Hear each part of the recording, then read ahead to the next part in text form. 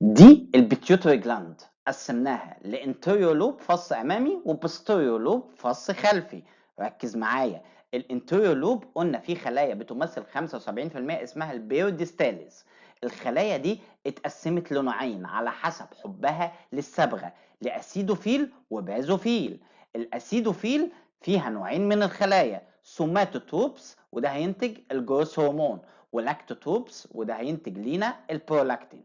طب البازوفيل قال لك فيها 3 انواع من الخلايا، سايوتوبس، جونادوتروبس، كورتيكوتروبس.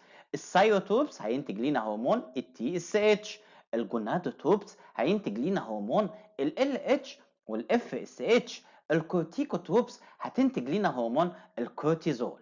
طب تعالى نروح للبوستيريور لوب الفص الخلفي، فيها نوعين من الخلايا، البارنرفوزا ودي هتنتج لنا الانتي دايوريتيك هرمون الاي دي اتش، والبار فينتيكولاري وده هينتج لنا الاوكسوتوسين.